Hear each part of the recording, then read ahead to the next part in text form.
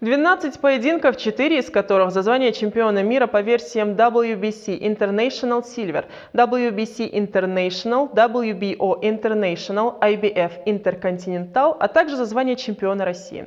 9 декабря во Дворце спорта «Магаз» пройдет вечер профессионального бокса. На ринг выйдут именитые боксеры России и стран ближнего и дальнего зарубежья. Кульминацией из файт-карда станет бой филиппинца Хуана Мартина Элорде с ингушским боксером Исой Чиниевым. С претендентом на звание чемпиона пообщался Магомед Ивлоев. Возможность выступать перед своими болельщиками боксерам республики, прямо скажем, выпадает нечасто. Ситуацию принято решение изменить в корне, и первым шагом станет большой вечер профессионального бокса. Проверить свои силы предоставлена возможность как молодым, так и опытным боксерам Ингушетии, которым предстоит выйти в ринг с соперниками из ближнего и дальнего зарубежья. Подготовка к спортивному празднику идет полным ходом. Участник главного боя Иса Чиниев в эти дни находится в тренировочном лагере в городе Пятигорске, где он готовится к предстоящему поединку с филиппинцем Хуаном Мартином Элорде. Сборы проходят очень хорошо. Нас тренирует тренер Геннадий Гордиенко с Пятигорского. Все замечательно, все идет по плану.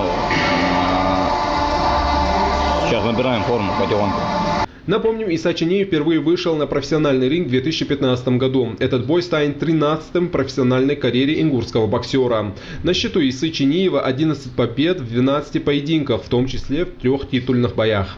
Я всегда хотел участвовать у нас на родине. Я всегда мечтал выступать перед своими земляками. Это даже когда я выступал в любителях, тогда уже думал, что было бы круто, если бы у нас провести профессиональный бой. Я всегда смотрел профессиональные поединки, и там поддержка, атмосфера, все было очень красиво. И также хотелось у нас вот это сделать.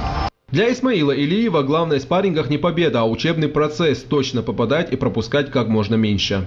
На тренировочном процессе уже работаешь под разными соперниками.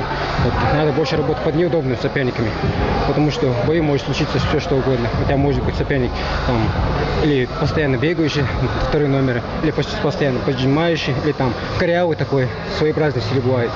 Особенно это бывает в стиле мексиканцев. Мексиканцы вообще неудобный стиль бывает. Первый в истории Республики Ингушетия большой вечер профессионального бокса «Герои ринга» состоится уже в эти выходные. Турнир приурочен ко Дню Героев Отечества. Боксерское шоу станет настоящим подарком для всех любителей спорта.